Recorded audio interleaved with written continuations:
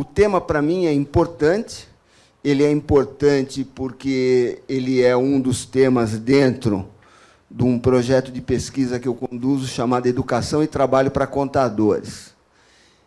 E ele é importante também porque é uma alternativa de atuação profissional, que está ligada a uma opção minha de vida e de carreira, que me permite atuar profissionalmente, e, ao atuar profissionalmente, também me oferece um campo de pesquisa muito interessante, porque uma parte das minhas pesquisas tem sido feita dentro da temática perícia contábil. Então, eu tenho vários olhares. Eu tenho o olhar daquele que atua, eu tenho o olhar daquele que observa o ambiente, e eu tenho também o olhar do professor pesquisador. E o olhar do professor pesquisador ele vai até onde o olhar dos meus orientandos alcançam. Então, uma parte da minha produção acadêmica também é sobre isso. E quando o professor Amauri me fez o convite, eu fiquei imaginando como é que eu poderia montar a apresentação. Então, para que a gente possa desenvolver o trabalho, eu preparei a agenda que está aí. Nós temos esses grandes temas. Né? A primeira pergunta, por que eu estaria aqui hoje? Existe um cenário de ocorrência do que eu vou falar agora, é importante a gente entender esse cenário, e você tem elementos objeto do trabalho pericial, e você tem uma figura que, para mim, ficou muito claro quando eu orientei a dissertação da Aline dos Santos Gorrão, que é o ator pericial. Nós desempenhamos papéis na nossa vida. A teoria que está por trás disso é uma teoria chamada Teoria dos Papéis, ela foi desenvolvida por Ketz e Kahn, e essa teoria diz que as pessoas representam determinados papéis à luz de algumas expectativas. Então, a gente também vai falar um pouco desses atores periciais e vamos fazer depois as nossas considerações finais. Eu espero conduzir a minha fala em, no máximo, 50, 55 minutos, não mais do que isso. E aí, depois, a gente abre para uma sessão de perguntas e respostas. Me parece que essa é uma forma mais tranquila de conduzir, pelo menos para mim é mais tranquila. Muito bem, então, apresentado a nossa agenda, falando da motivação, da satisfação e do desafio que é falar sobre isso também, vamos agora àquilo que foi preparado. Vamos começar, primeiro, buscando resposta a essa questão de pesquisa. E, na academia, a gente sempre está atrás das questões de pesquisa. Então, vamos ver se, ao final, a gente consegue responder. Bom, primeira razão pela qual a gente está aqui é falar sobre perícia contábil em litígios fiscais.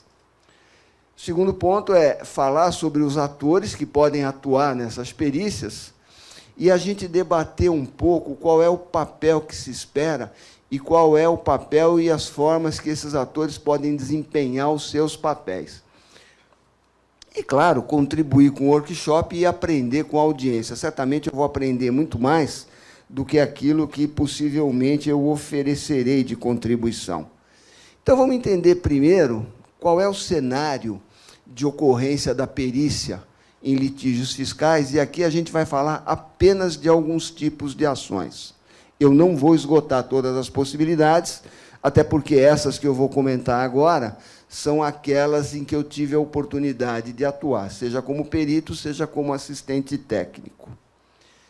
Quando a gente fala desse cenário, o primeiro elemento que a gente vai observar é o novo Código de Processo Civil. Ele foi promulgado em 2015, começou a vigir em 2016, e ele traz modificações relevantes na prática processual civil. E, relativamente à perícia contábil, ele traz diversas evoluções. Ele traz coisas que o código antigo tinha, ele estabelece alguns critérios de forma mais clara de apresentação do laudo, ele estabelece um espaço maior de trabalho para o assistente técnico e ele estabelece um conjunto maior de exigências relativamente ao trabalho que o perito produz. Isso é muito importante. O perito ele produz elemento de prova. Um perito não escreve texto, às vezes um texto desconexo, e um perito não fica simplesmente respondendo perguntas. O perito produz provas. Um outro elemento do cenário são as organizações, sejam elas organizações públicas ou privadas, aquelas organizações sujeitas ao controle do Estado. E, quando eu falo Estado, eu estou falando a União, o Estado e o município. Normalmente, a empresa recebe uma comunicação de que vai receber um ente público, um fiscal, para uma diligência.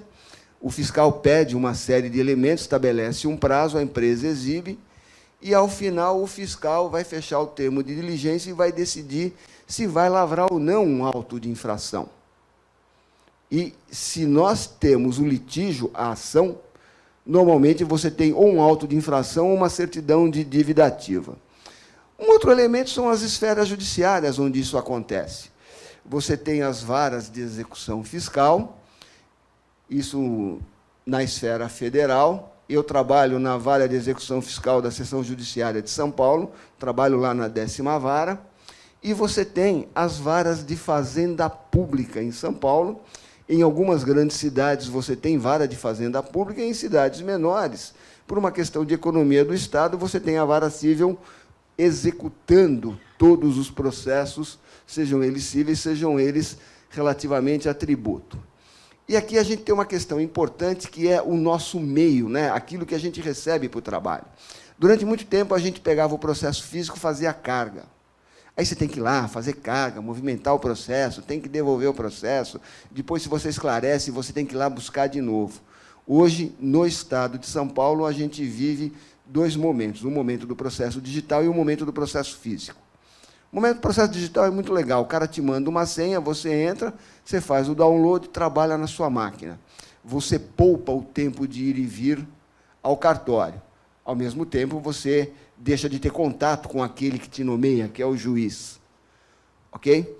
E você tem outros órgãos públicos. Você tem os arquivos, normalmente os arquivos mantidos pela fiscalização, onde ele tem o material, tem o auto de infração, a certidão de dívida ativa, os documentos que instruem tudo isso, e você tem também o processo administrativo, porque, quando você sofre um auto de infração, a sua primeira instância de defesa é a administrativa. Você pode ter procedente ou improcedente. Se você tiver improcedente, você tem a oportunidade de ir para a justiça. Então, toda vez que eu sou nomeado para a perícia que tem um processo administrativo antes, eu quero ver o processo administrativo, eu quero olhar, eu quero ter contato. O perito, ele não acha, o perito não deduz, o perito vê, o perito constata. O perito vai até o ponto em que ele achar necessário para ele construir a prova. Muito bem. Então, usando aquela máxima de que uma imagem vale mais do que 1000 palavras, eu tento aqui agora representar o cenário e os atores do começo, desde a nomeação, desde a petição inicial até o momento em que o juiz promulga a sentença. Aqui nós estamos na fase de instrução, eu não estou discutindo liquidação de sentença, ok? Então, que atores que nós temos? Nós temos o perito, que ele entra quando o juiz defere a perícia, nomeia o perito e pode ou não fixar uma controvérsia. Essa é uma questão que a gente vai conversar. Você tem uma outra parte, que é o assistente técnico, que é um contador também, eu estou falando de perícia contábil, e ele é o defensor técnico da parte que o contrata. O assistente trabalha antes, durante e depois. O assistente técnico trabalha muito mais do que o perito, num processo que tem perícia contábil. E você tem um autor que, na minha experiência e na minha troca de ideias, na minha observação e até nas investigações que eu tenho feito, eu vejo ainda de presença rara no litígio fiscal, que é o parecerista. E todos eles vão tratar de questões de fato. E aí, isso aí requer uma atuação que junta uma parte técnica e uma parte científica. E a parte científica está muito ligada ao domínio metodológico e à investigação para você encontrar determinadas fontes para realizar seu trabalho. Muito bom. E o que o ator pericial precisa? Ele precisa de um conjunto de requisitos. Eu acho que o primeiro ponto que a gente precisa conversar é a etimologia da palavra perito. Eu leio alguns livros, aí o pessoal vai lá, no latim, perite, aquela coisa toda. Em síntese, é o seguinte, eu vou tomar um pouco emprestado o que o professor Francisco Dáurea dizia e o que o Reinaldo de Souza Gonçalves dizia. Eu vou sintetizar os dois. Quem é o perito? O perito é aquele que sabe.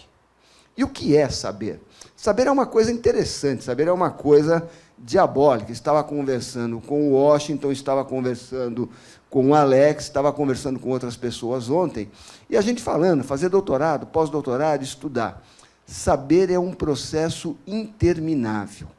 Hoje se fala muito de educação continuada, long life learning. Então, saber, enquanto nós estivermos aí, nós teremos que saber. Lembrando que o perito só para de trabalhar se quiser. Né? O saber é o saber acadêmico, o saber é o saber vivencial, o saber é ter vivido a experiência, ter coletado o acerto, ter coletado o erro, e o saber é saber que, em determinados momentos, você vai se deparar com uma situação inédita. E aí, o conjunto dessas coisas vai te ajudar muito para que você faça o diagnóstico da situação, para que você saiba o problema que você tem que resolver, defina os caminhos e vá buscar a solução. Então, essa é uma questão importante. É a etimologia da palavra, ok? E, para ser um perito, você não precisa ser um perito contábil. Eu vou dar um exemplo no futebol. O Messi. O Messi recebe a bola cai aqui, ele bota aqui, ele corre com a bola do lado. E ele tem a rara capacidade de parar e virar o corpo e deslocar o jogador. O Ayrton Senna era um perito. A doutora Adib Jatene era um perito. Então, nós temos peritos em várias áreas, né? O perito é aquele que sempre se destaca.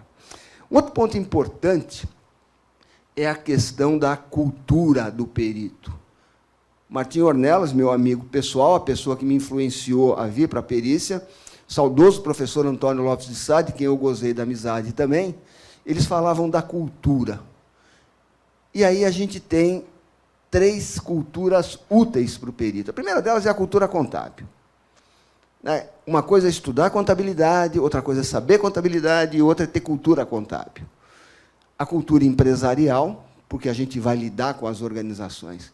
Pô, mas para ser perito eu preciso ter vivido uma experiência numa empresa? Se viveu, ótimo. Eu conheço peritos de sucesso que não trabalharam em empresas. Então, isso não é uma regra pétrea, mas é muito bom ter. E aqui tem uma outra cultura também, que é a cultura tributária, ou educação tributária, ou formação tributária, ou saber tributário. E, para isso, você precisa de um domínio da legislação. Eu não tenho a pretensão de dizer que eu conheço o Decreto 3.099, nem o 45.490/2000, que é o regulamento do ICMS. E, se eu puxar pela memória, eu vou lembrar do ISS também.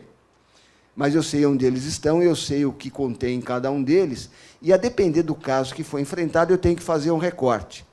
E aí você tem que ficar atento se houve atualização e se tem outros normativos relacionados. Então, é esse domínio. E você precisa da habilitação para realizar a perícia. Hoje já tem o exame para o Cadastro Nacional de Peritos Contadores, mas isso aqui, você terminou a graduação, obteve a aprovação no exame de suficiência, pegou o CRC, você pode se travestir de perito, colocar um terno, gravata, um currículo, um cartão, se apresentar para o juiz, doutor Washington, e pedir para o juiz te nomear para você fazer a perícia. E como é que isso funciona hoje? Na Justiça Federal, é uma relação interpessoal.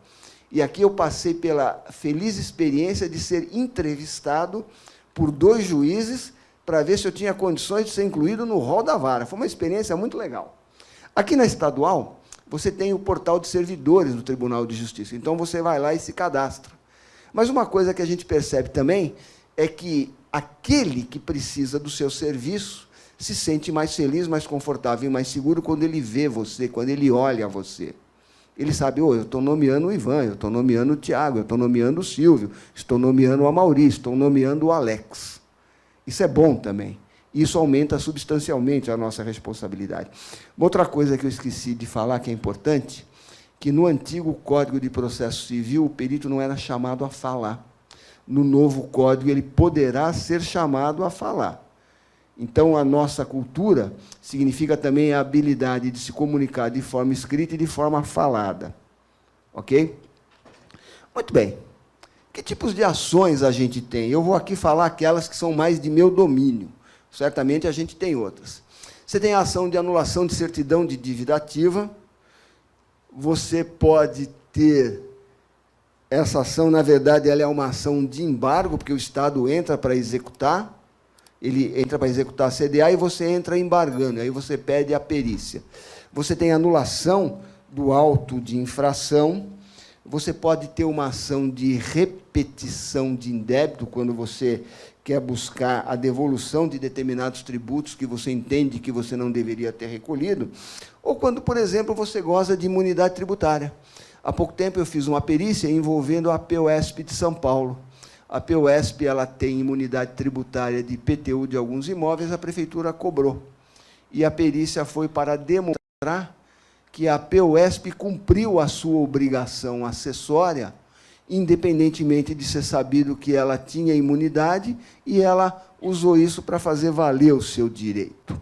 E o que se busca aqui nessa ação? Você busca anular total ou parcialmente o ato da fazenda. Essa anulação pode estar em função de uma divergência de interpretação da legislação, de um erro formal ou de um erro cometido pela fiscalização. Eu enfrentei um caso uma vez que o fiscal cometeu uma série de erros nos anexos ao auto de infração e imposição de multa. Erro de aplicação de lei, que ele menciona, e erro de cálculo na aplicação da cominação. Reduziu o possível débito. Você sabe que você está em débito, você vai buscar reduzir. Ou então, você buscar a restituição do valor que foi pago a maior. Então, esses são, dentro dos casos que eu enfrentei, os principais, o que já é um universo bastante grande. Lembrando, uma coisa muito interessante da atividade profissional do perito é a variedade de coisas diferentes com as quais o perito trata. Então, do ponto de vista de atualização, de educação continuada, é um desafio permanente. E, num determinado momento, a sua carteira vai ter tantos projetos, tantos casos, que você vai ser, ao mesmo tempo, um administrador de projetos e um gestor do seu tempo. Essa também é uma característica fundamental, essencial, para que o perito tenha sucesso, independentemente dele trabalhar em casa ou independentemente dele tomar a decisão que eu tomei de empresariar a atividade. Bom, e quais são os elementos? Sobre o que o perito vai se debruçar? O perito ele vai se debruçar sobre o que está descrito aí nessa lâmina. Ele vai se debruçar sobre o auto de infração, sobre a certidão de dívida ativa e sobre os documentos e anexos a esses documentos que formalizam uma parte do trabalho da fiscalização do Estado, ok? Pô, qual foi a motivação para lavrar o auto? A motivação é diferença de alíquota, a motivação é passivo fictício, a motivação é um erro formal, a motivação é guerra fiscal, a motivação é o não cumprimento de alguma obrigação, a motivação é divergência naquilo que você informa para o fisco. Você tem que saber qual é a motivação. A legislação que está aí, e nesse ponto nós precisamos ter a mesma competência que o ente fiscalizador teve. E aí a cultura tributária ela faz uma diferença muito grande. E as memórias de cálculo. Essas memórias de cálculo, em algumas ocasiões, você precisa reproduzir exatamente aquilo que foi feito, e o que nem sempre é uma tarefa fácil. Se você tem um assistente técnico amigável, da Fazenda amigável, você consegue ajuda. Se você não tem, você vai por tentativa e erro e aproximação. Você vai aos processos administrativos, e aqui nesse ponto, na maioria dos casos que eu enfrentei, eu tive esse problema, pouca ou nenhuma colaboração da Fazenda. Por quê? Porque eles não instruem totalmente, o processo administrativo é grande, nem todos estão digitalizados, e, às vezes, a gente tem que fazer diligência até um órgão público para manusear o processo. O Estado não facilita muito o nosso trabalho. E aí a gente vai olhar os elementos da empresa autuada. Então, o que a gente tem? O sistema contábil da empresa. Quando eu falo sistema contábil, não é só o sistema de escrituração contábil. Eu estou falando do livro de registro de entrada, de saída, do sistema de controle de estoque. Eu, eventualmente, posso estar falando do sistema de custo.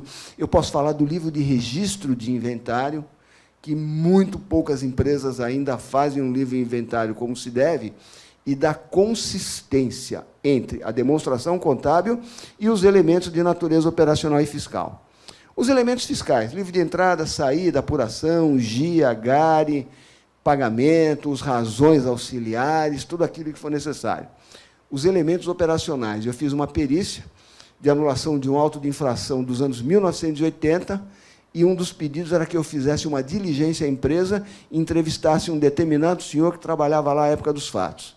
Eu fui, fiz a diligência, gravei, usei o recurso de gravação, e no laudo eu descrevi, fiz um desenho, e se mostrou que, à época dos fatos, isso é muito importante, o processo era aquele e o processo atendia os requisitos da legislação. Consequentemente, o juiz deu procedente.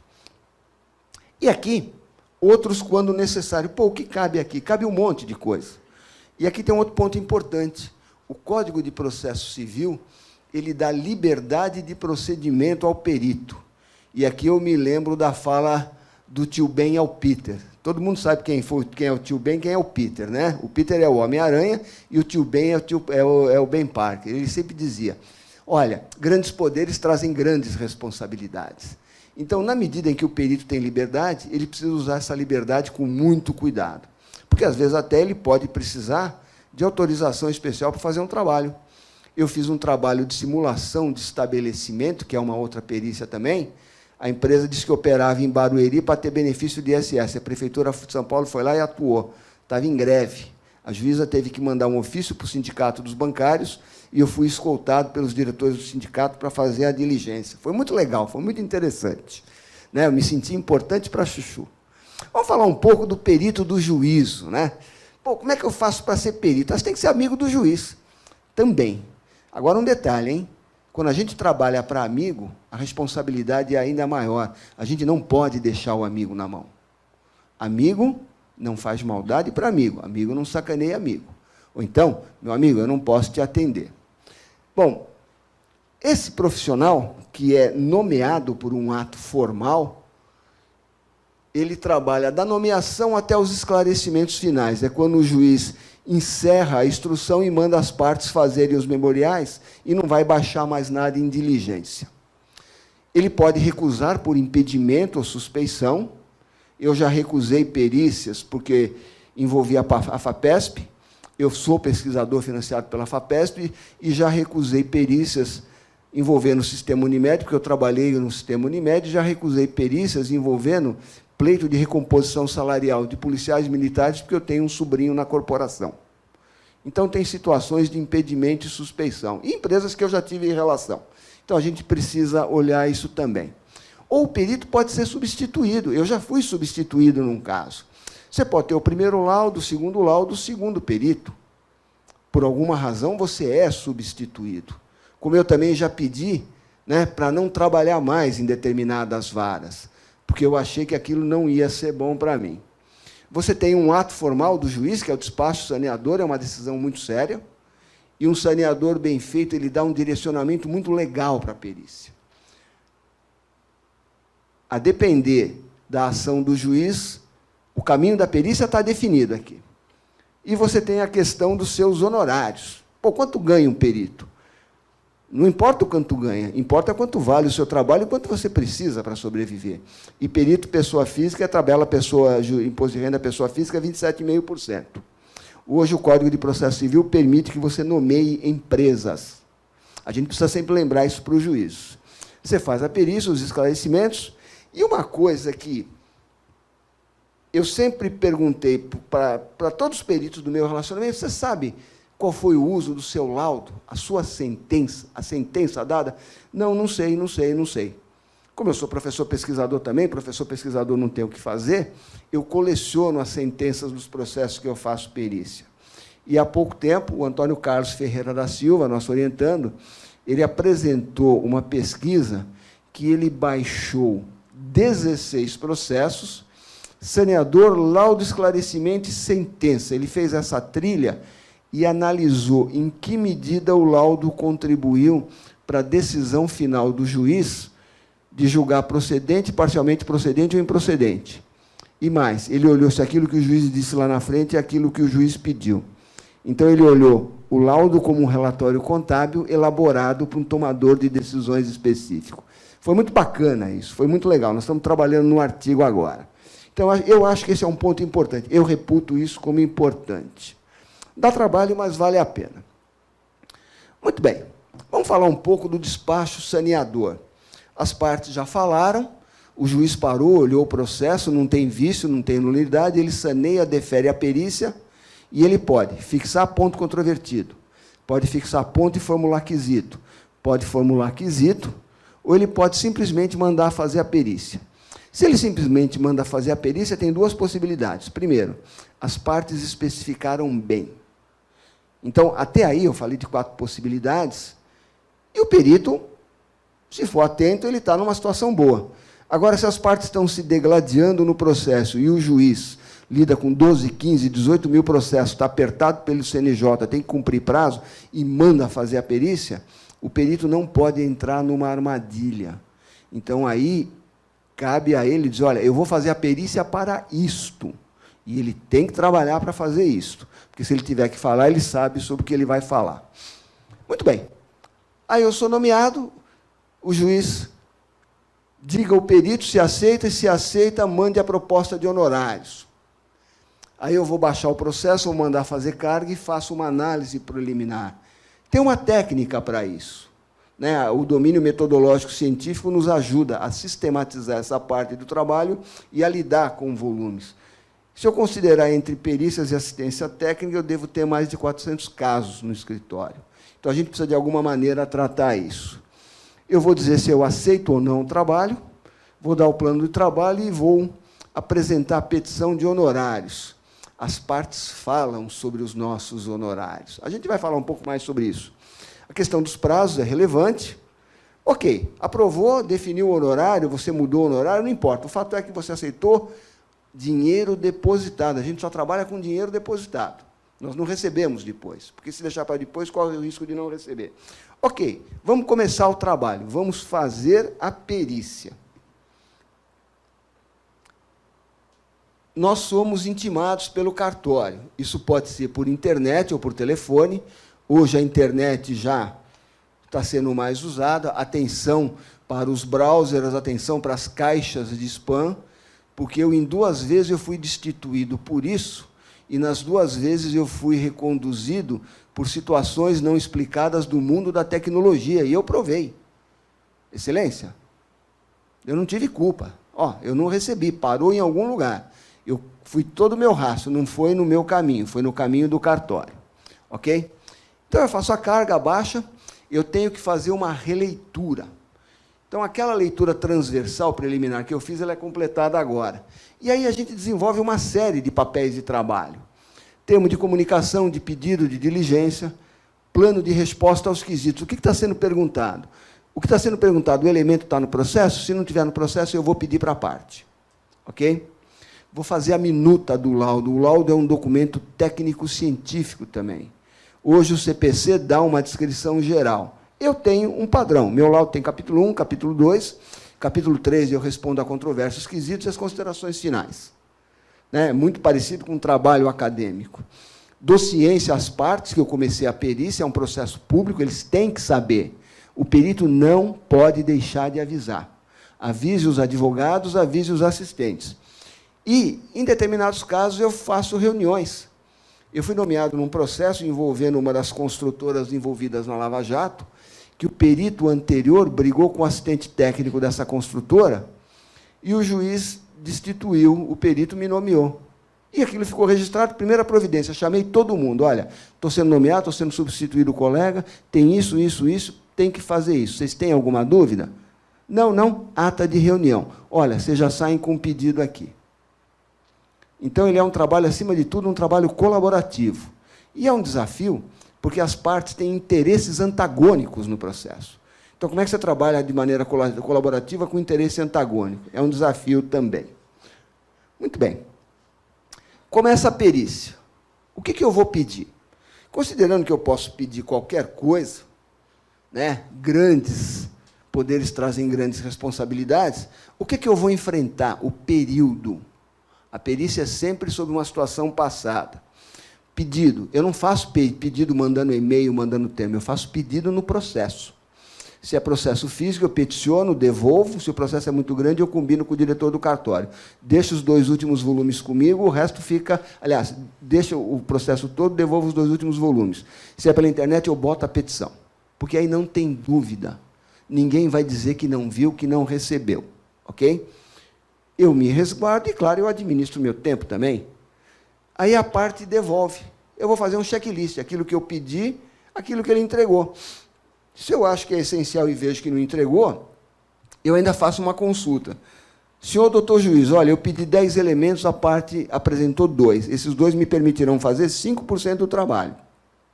Se o senhor entender que eles devem apresentar o restante, eu solicito que o senhor intime, ou então que o senhor decida o que de direito. Então, o juiz também já sabe o que vai vir. Lembrando que ninguém é obrigado a produzir prova contra si, mas, se você não apresenta os elementos, pesa contra você. Então, essa é uma decisão que você precisa tomar. Muito bom. Aí a gente vai retornar à perícia. Há casos em que eu pego 3 ou 4 vezes, há casos que eu levei 3 anos para fazer a perícia. Há casos que eu faço em pouco menos de 1 mês. Não há um padrão para isso. Então, o que a gente vai fazer? Vai completar a minuta do laudo, um trabalho que já foi feito, e é um desafio, porque você tem que resgatar coisas. E como a gente lida com coisas variadas, às vezes demora um pouco, mas a gente pega logo. Analisar a consistência dos elementos, aquilo tem que dar substância, você tem que confeccionar planilhas, você tem que confeccionar documentos. Se você produz, é um apêndice, se você junta, é um anexo. Igualzinho metodologia de pesquisa. Você vai responder o ponto controvertido, os quesitos, você fecha a minuta e deixa o trabalho lá descansando um tempo. Né? Trabalho intelectual, você mergulha, você escreve raciocínio, você precisa sair de vez em quando, cuidar de uma outra coisa e voltar depois. Essa ação ela é salutar. E aí, eu, particularmente, eu sempre chamo os assistentes para apresentar o laudo. E, quando eu sou contratado como assistente técnico, eu faço questão de comunicar ao assistente, faço questão de acompanhar o trabalho e eu peço a reunião. É meu direito, é direito do cliente que eu estou atendendo. E você tem direito ao contraditório e à ampla defesa. E é esse um outro aspecto do cenário da atividade pericial. E aí, o que a gente faz? Apresento a minuta. Aqui é uma questão interessante. Qual é o tamanho do laudo? Eu tenho 2 métricas. Essas métricas estão num artigo meu chamado Conversando com o Perito, um olhar sobre o cotidiano da atividade pericial no judiciário. Está na RBC de 2013, é meu e do Martim Ornelas. A gente fala que você precisa ser sintético na extensão e abrangente no conteúdo. Por uma razão simples. O tomador de decisão que pede essa informação contábil, ele lida de 10 a 18 mil casos na vara. Isso eu estou falando estatística do Fórum da Fazenda Pública de São Paulo. E tem um caso que eu posso falar, que é a segunda vara, que é o que tem o maior volume, 18 mil processos. Então, imagina a cabeça desses juízes e imagina o que esse juiz tem que fazer para ler o material que você manda.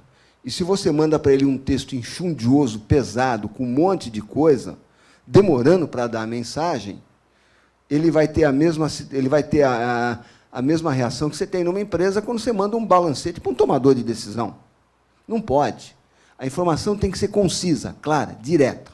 Ele tem que bater o olho e falar, pô, é isso. É isso. Isso aí é um desafio permanente. A gente pode ratificar, eu já retifiquei minuta de laudo. Já mudei, já alterei.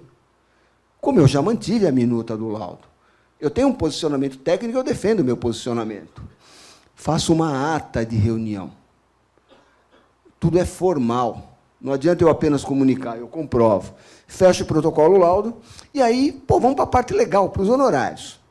Quando o honorários foi aprovado, ele pode ter sido aprovado definitivo, ele pode ter sido aprovado provisório, ou até você pode trabalhar pela chamada justiça gratuita, que essa é uma outra questão que a gente até pode discutir depois.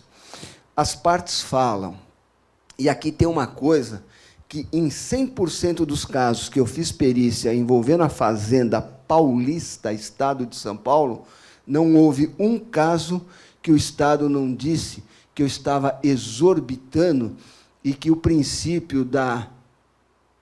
Como é que é? O princípio da economicidade, um outro lado, deveria prevalecer. E o que eu estava pedindo exorbitava, inclusive, o salário de determinados profissionais de nível médio. Então, aqui, o que o Tite falou uma vez para o Filipão? Fala muito. Fazenda fala muito. Excelência, mantidos os honorários. Excelência, eu aceito parcelamento. Excelência, olha, eu vou dar um desconto de tanto para colaborar com o senhor, mas que o trabalho vale o que eu pedi, vale. Excelência, por esse valor eu não trabalho. E uma vez o juiz falou, eu vou manter o perito, porque o que o perito está dizendo é isso, e o trabalho dele vale, deposite os honorários. Às vezes o juiz pede para trocar. às vezes pede para trocar. Ok?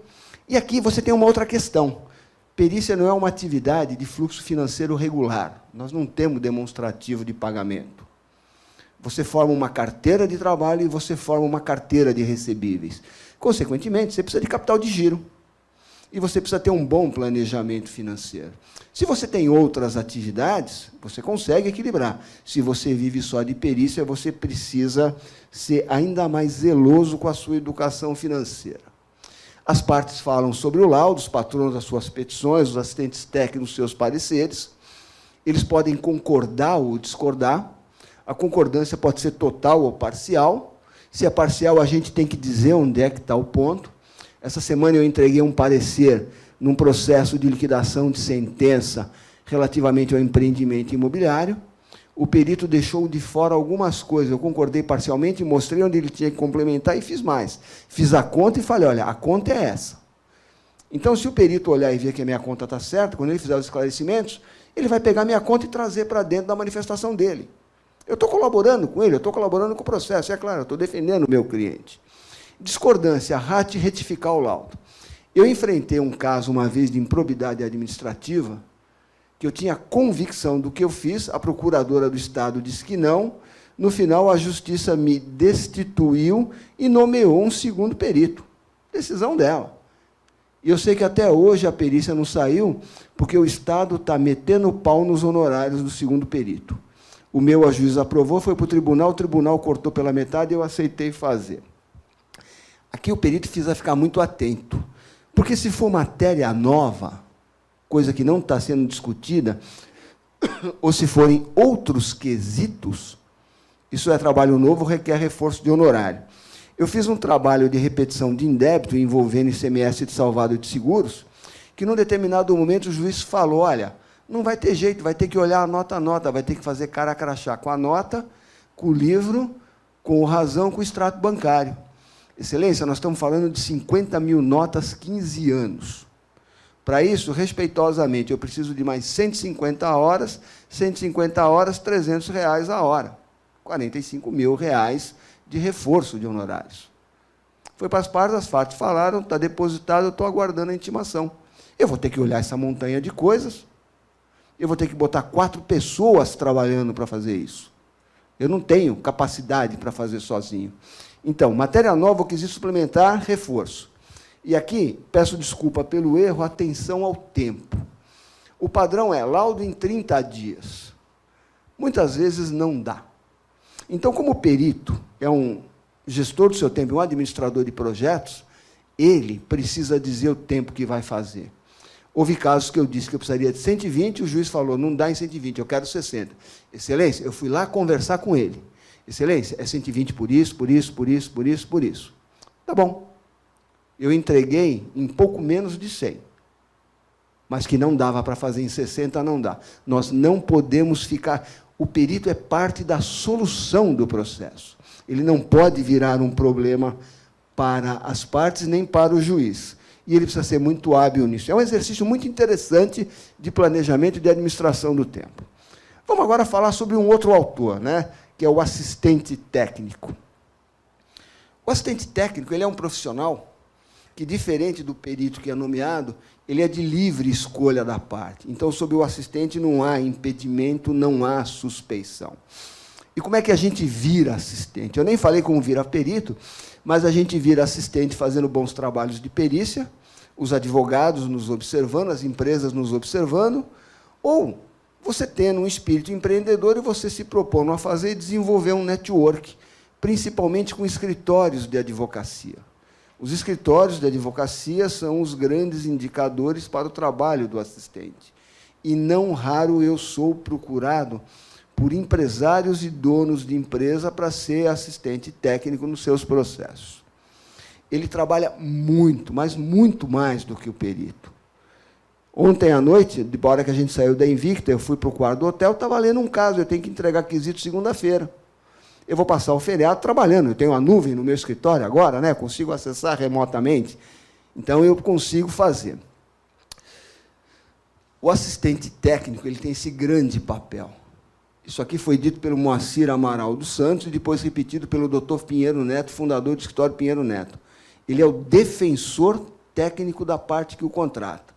Ele defende o patrimônio do seu cliente. Ou ele ajuda o patrimônio do seu cliente a aumentar pelo pedido, ou, dentro das possibilidades admitidas, que a diminuição seja a menor possível dentro da lei.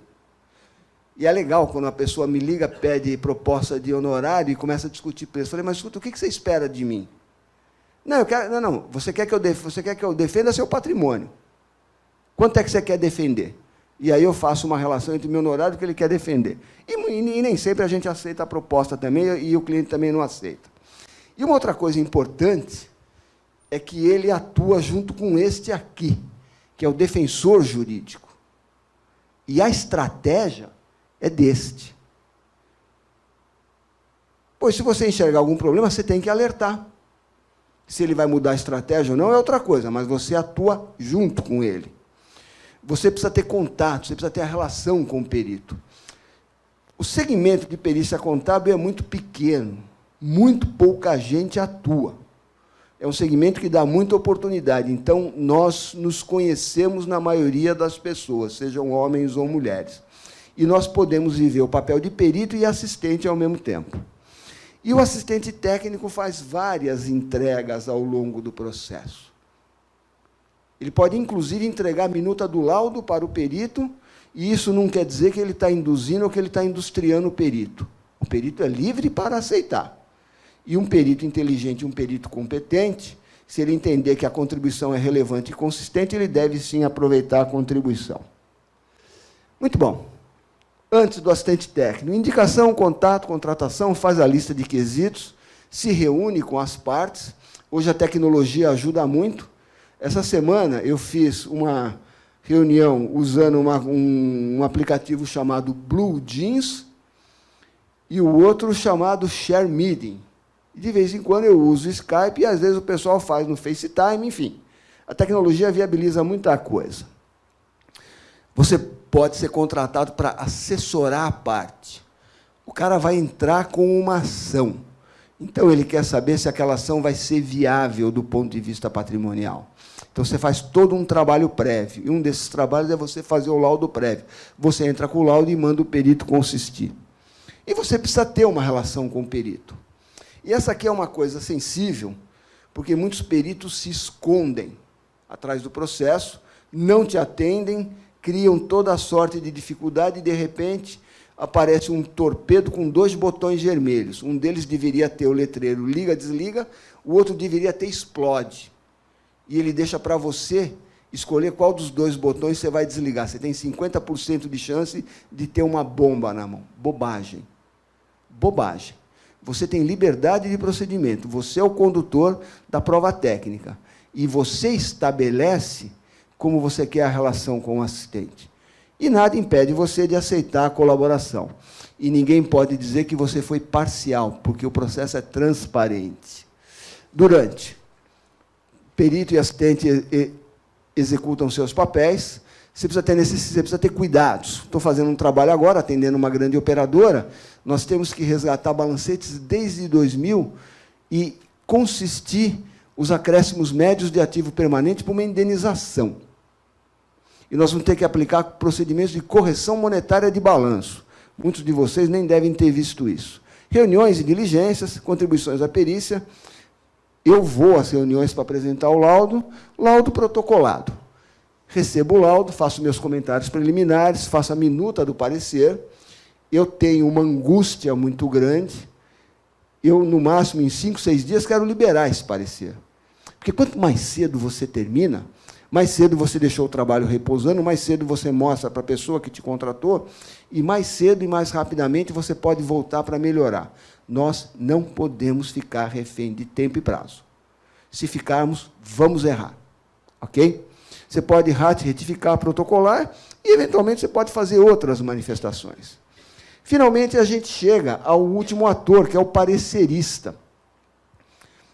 Atuação rara no litígio. Estava conversando com o Manuel ontem, voltando, dizendo dos processos administrativos e como a falta de uma instrução de caráter contábil no processo administrativo poderia resolver muita coisa. A primeira constatação que eu tenho, que poderia ser objeto de uma pesquisa mais profunda, é que argumentos jurídicos, normalmente usados pelo advogado da parte, desmotivam e desestimulam a presença dos peritos nesse momento. Isso é uma escolha do autor. Aqui existe uma questão de notório saber. Você vai contratar alguém para dar uma opinião. Então, nós vamos contratar alguém de peso, contratar o professor Amauri para fazer um parecer, para instruir um processo administrativo. Ganhou. Ganhou, a Amauri é fera. Você tem a instrução, o parecer, você não pode esquecer que isso é uma prova unilateral. A outra parte sempre poderá dizer isso. Mas o parecerista ele também pode trazer contribuições. E o mesmo ator pode ser parecerista, ele pode ser perito e ele pode ser chamado para o juiz para dar um testemunho pericial sem a necessidade do laudo. Hoje o Código de Processo Civil também prevê isso. Muito bem, pessoal. Para fecharmos, o que a gente tem? A gente tem toda a questão da especificidade tributária, que envolve a ação do agente, a diligência, o auto de infração, a CDA, o processo administrativo, envolve as varas, envolve o sistema contábil, a obrigação principal e a obrigação acessória. Perícia é prova para apoiar a decisão do julgador. E eu também posso me beneficiar da perícia. A perícia ela tem um compromisso com a verdade, seja para o perito, seja para o assistente. Ainda que eu esteja sendo contratado para... Eu já falei para os clientes meus, eu não posso botar... Não vou pôr determinadas coisas.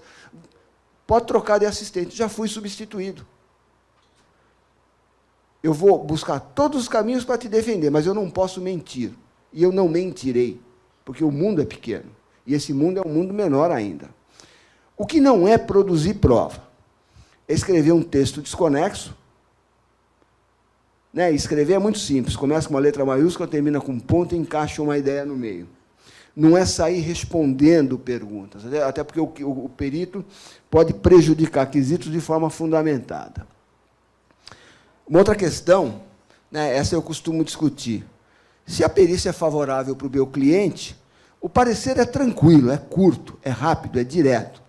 Se a perícia não é ou se ela é mal feita, dá um trabalho danado. Não foram poucas as vezes que eu falei para o cliente, vai ter que pedir prazo adicional, 10 dias, 15 dias, não dá tempo. Não dá tempo. E, efetivamente, não dá tempo. Ok? Requisitos técnicos e legais, que precisam estar no laudo, no parecer. E aqui é uma questão muito importante. Quando a gente fala de matéria tributária, o Estado tem a sua interpretação. E o Estado ele interpreta em cima do estrito texto da lei. As variações são suas. As aplicações são suas. E se o que você, na prática, realizou é diferente do que o Estado entende, o ônus da prova é seu. É você quem tem que provar. Né? E, não esquecendo a etimologia da palavra e as culturas necessárias ao perito. Então, era isso que a gente queria fazer para vocês. Me parece que eu consegui cumprir o tempo que eu me propus. Obrigado.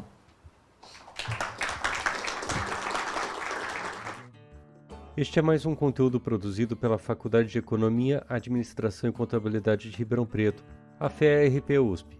Veja todos os nossos conteúdos em vídeo em nosso canal do YouTube ou acesse o site media.fearp.usp.br para acompanhar também nosso podcast.